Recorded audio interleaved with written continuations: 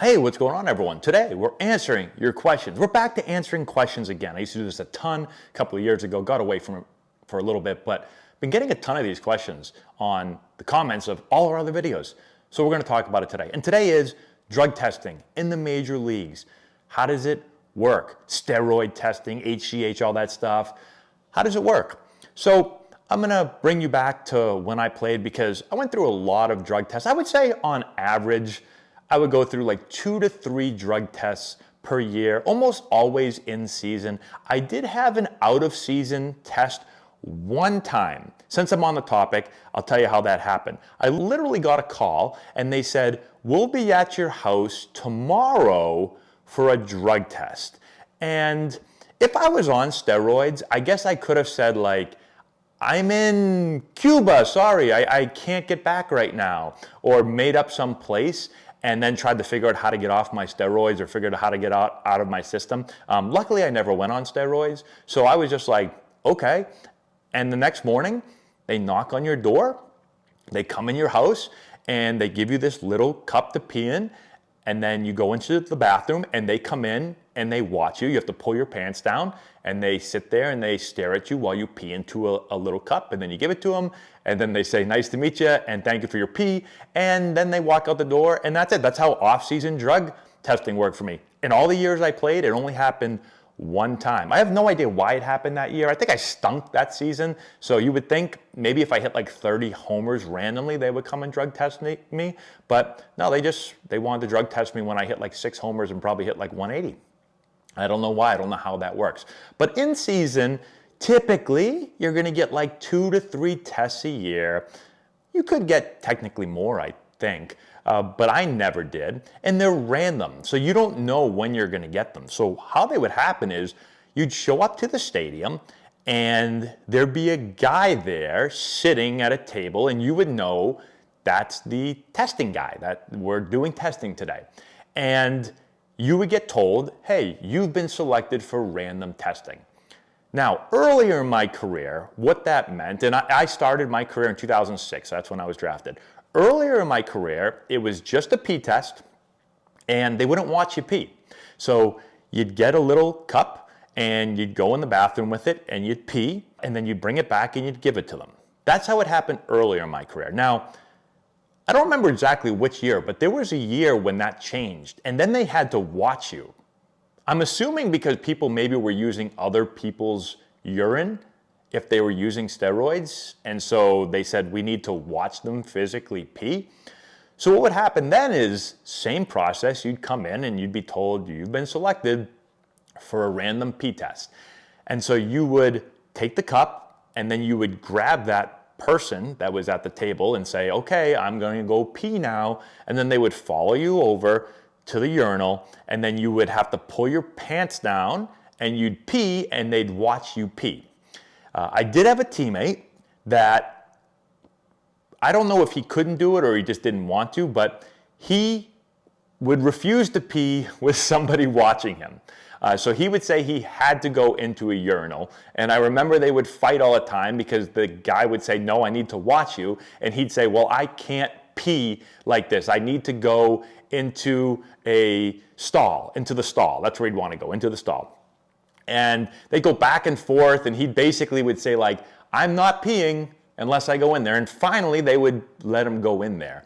But most players would just pee out in the open. Now, it's also not uncommon for some people, some players would be mad about this. Now, I never really understood why. Whenever they were there, I mean, again, I wasn't on steroids, so I would just pee and get it over with. But there were some players that they didn't like the steroid pee testers. And so they would literally make them stay there forever. So before the game, right, when you get to the stadium, they'd want you to pee, and people would say like, sorry, can't pee. Certain people would say, sorry, can't pee. Just can't do it. You're going to have to wait. And they'd make them wait and wait and wait. And then before the game, they'd be like, sorry, I still don't have to pee. And then we'd play in the game. And then after the game, the guy'd still be waiting there. It's like 8-9 hours later. And then finally at like 11:30 at night, the player would finally be like, oh, okay, I have to pee now. And he would take the cup and pee for them. And probably just wasted like 6 hours out of this man's life. I don't know if those people were on steroids or maybe they wanted to go on them. Probably they wanted to go on them and they were just mad that they couldn't because this guy was going to be randomly visiting our team. So they say, oh, well, I'm going to make this guy wait around for 6 hours. Then at the very end of my career, right before I got out of playing, 2013 was my last season, they started testing for HGH via blood. So you'd have to do a blood test. That was the only year that I did it. It was 2013. I'm almost positive because I was with the Indians, and I remember we had to pee, and then we also had to provide blood. And at that time, I wasn't a huge fan of giving blood. Like now I can just give it easily, but I vividly remember because I was like, oh, I hate giving blood.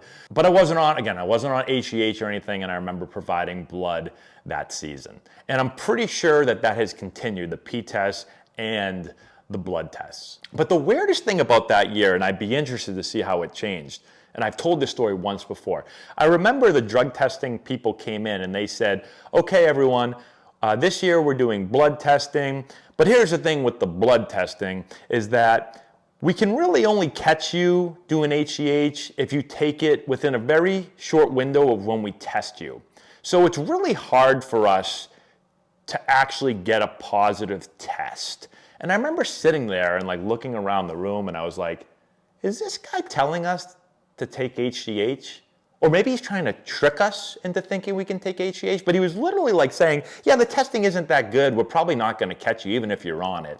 I thought that was really strange. And I'm sure the test has improved. This is 10, almost 11 years ago. Yeah, 11 years ago at this point. But I always thought that was really, really strange. But anyways, I passed the test. It wouldn't have mattered. I got released not long after that anyway, so I should have been juicing it up. What the hell? I'm just kidding. Steroids are bad. Don't do steroids. But yeah, did testing 2 to 3 times every single season, never failed a test ever. And that's how the test went. And pretty sure they still go pretty much exactly the same way as that. So that's all we got. There's my P-test. Let me know if you have any more questions in the comment section below. Subscribe to the channel, hit the notification bell, give it a thumbs up, all that good stuff. And we'll talk to you later.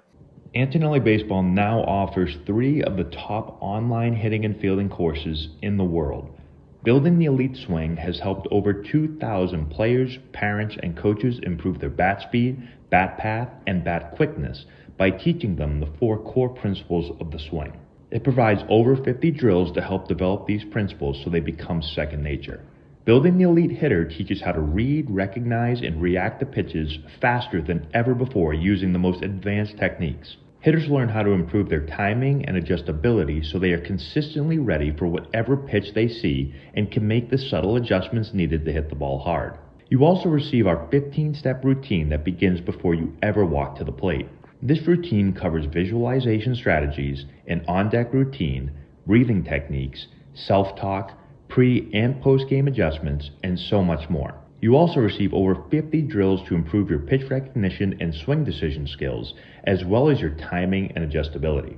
Elite Infield Play will make you a complete infielder using our advanced fielding system and over 50 of our best infield drills. Learn how to improve your fielding and throwing actions and techniques, pre-pitch movements, the mental game, reaction and quickness exercises, and much more. You will be taught the 4 core principles of infield play, how they work, and how to develop each of them, as well as how to quickly identify, diagnose, and fix your fielding flaws. You will also be given the exact routine that we use with our infielders to ingrain these proper fielding mechanics. Once you purchase a course, you have lifetime access. All 3 of our courses are updated monthly, so you will receive all updates completely free. To view our courses, click the link in the description box below or visit our website, www.antonellibaseball.com.